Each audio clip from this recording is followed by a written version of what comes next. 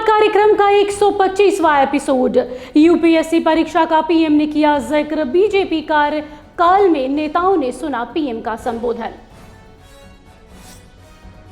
Ramgarh engineering college में छात्रों के 2 गुट में मारपीट। रैगिंग का विरोध करने पर जूनियर छात्र के साथ हुई मारपीट, छात्र की हालत गंभीर।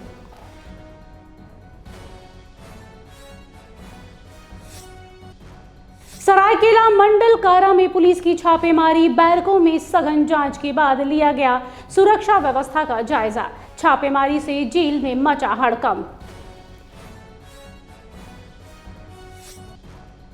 छपरा से सामने आया महिला की हत्या का मामला। अज्ञात अपराधियों ने धारदार हथियार से किया वार। घटना के पीछे का कारण अस्पष्ट।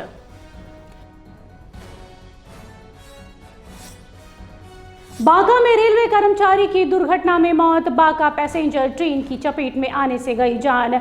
उड़ीसा में कार्यरत था रेल कर्मी।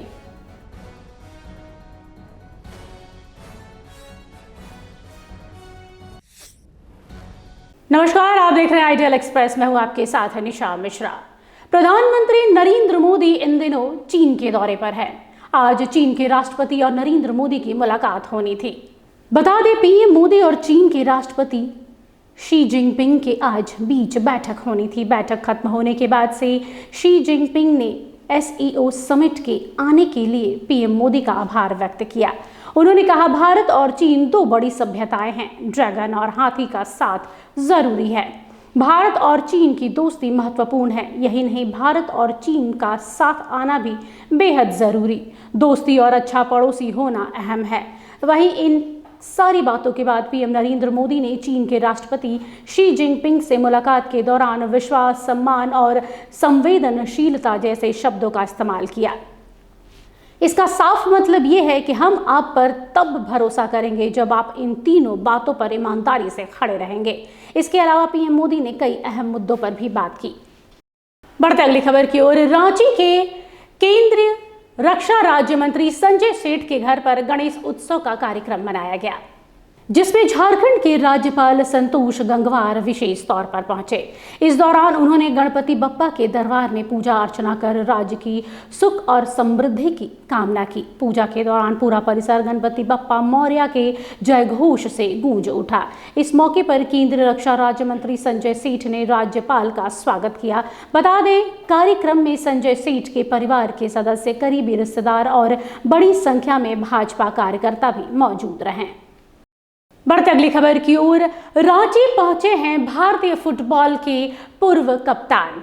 अंतर्राष्ट्रीय स्तर पर ख्याति प्राप्त खिलाड़ी बाईचुंग भूटिया ने मुख्यमंत्री हेमंत सोरेन से शिष्टाचार भेंट की। इस दौरान झारखंड में खेल, विशेषकर फुटबॉल के विकास, खिलाड़ियों को बेहतर प्रशिक्षण उपलब्ध कराने और खेल संरचना को मजबूत बनाने संबंधित विषयों पर विस्तृत चर्चा हुई। बाईचुंग भूटिया ने मुख्यमंत्री को सुझाव देते हुए कहा कि झारखंड की धरती में खेल प्रतिभाओं की कोई कमी नहीं है और यहां से राष्ट्रीय व अंतर्राष्ट्रीय स्तर के खिलाड़ी तैयार हो रहे हैं। उन्होंने राज्य सरकार की खेल नीति की सराहना करते हुए खिलाड़ियों को प्रोत्साहन देने की दिशा में और सहयोग का भरोसा जताया। वहीं मुख्यमंत्री ने राज्य में खेल प्रतिभाओं को निखारने और उन्हें अवसर देने के लिए प्रतिबद्धता जताई। इस अवसर पर United nation activist Babul Kumar बोरो और राजमहल विधायक मोहम्मद ताजुद्दीन भी उपस्थित थे। बढ़ते अगली खबर की ओर। रामगढ़ जिले में इंजीनियरिंग कॉलेज में एक बड़ी घटना को अंजाम दिया गया है। जानते हैं विस्तार से। रामगढ़ जिले के रजरप्पा थाना क्षेत्र स्थित रामगढ़ इंजीनियरिंग कॉलेज में द्वितीय वर्ष के 6 सीनियर छात्रों ने जूनियर छात्र के साथ रैगिंग जैसी प्रतिबंधित घटना को अंजाम दिया है। इसके विरोध करने पर सीनियर छात्रों ने जूनियर छात्र ऋषु कुमार गुप्ता के साथ मारपीट की है। जूनियर छात्र को प्राथमिकी इलाज के लिए रामगढ़ के सदर अस्पताल में भर्ती कराया गया है। वहीं इस संबंध में कॉलेज के वार्डन पल्लव दास ने क्या कहा है, आइए एक नजर डालते हैं। हमारे कॉलेज में लगभग 5:30 बजे के करीब बच्चों के बीच, फर्स्ट ईयर बच्चा और सेकेंड ईयर के बच्चों के बीच कुछ विवाद हुआ। उस विवाद के बाद हम लोग वहाँ पे तुरंत, जब हमको खबर मिला, हमारा कॉलेज का प्रबंधन, जब हम लोग वार्डन लोग हैं, हम तुरंत वहाँ पे पहुँचे। वहाँ पे देखे कि भीड़, पूरा सीनियर्स का भीड़ और सामने फर्स्ट ईयर, बीच में गेट। तो हम लोग गेट में पूरा खड़े थे। उस गेट में खड़े रहने के बाद हमारे सामने ही वो बोला कि भाईचारा मेंटेन करना है तो बात करके सुलझाने के लिए। हम भी बोले ठीक है, एक एक का जिसके साथ हुआ है वो लोग बात करो, फिर इसको निपटाओ, क्योंकि ये तो बड़ा करने से तो कोई मतलब नहीं है। तो उस दोनों को हम लोग एक रूम दिए, वहाँ पे हमारा कॉलेज का गार्ड भी था। तो गार्ड के सामने फिर हाथ छोड़ा गया, फिर विवाद हुआ और उसके बाद पूरा भीड़ लेके हम लोग वार्डन खड़े हैं, हम लोग को भी धक्का लगा। हम लोग एकदम चार लोग खड़े थे गेट में ही। तो उस वक्त वीडियो भी है इसका। तो गेट तोड़ के वहाँ पे घुसा गया, फिर वहाँ पे फिर एक बार हाथापाई हुआ। क्या कार्रवाई कर रहे हैं हम लोग? कार्रवाई, आज हमारा छुट्टी का दिन है, कॉलेज छुट्टी है, फिर भी हम लोग हमारे तरफ से आज ही हम लोग डिसिप्लिनरी कमेटी एक्शन लिए है। पहले तो कल जब ये घटना घटा, जिसको लगा था चोट, उसके साथ हम लोग जाके पहले अस्पताल गए, फर्स्ट में गए। वक्त हो चला है एक छोटे से ब्रेक का, मिलते हैं ब्रेक के बाद।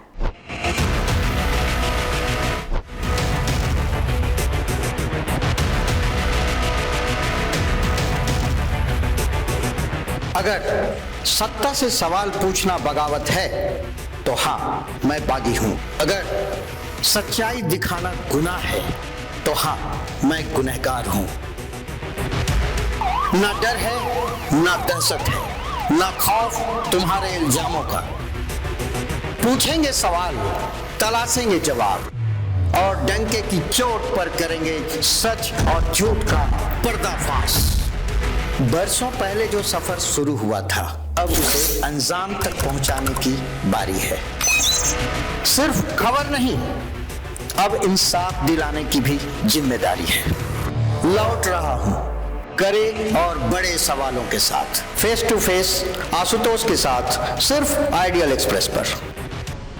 बदलते समय के बीच खबरों की दुनिया में आइडियल एक्सप्रेस की एंट्री। खबरों से बनाएंगे अपनी पहचान और रखेंगे निष्पक्ष पत्रकारिता की मिसाल। शानदार टीम, धारदार रिपोर्टिंग, लाइव कवरेज और सटीक विश्लेषण। बिरसा का उलगुलान दिखाएंगे और बुद्ध की धरती पर बढ़ते जुर्म की दास्तां बताएंगे। बंगाल से लेकर सिक्किम और यूपी से लेकर उत्तराखंड की हर छोटी बड़ी खबर से रूबरू कराएंगे।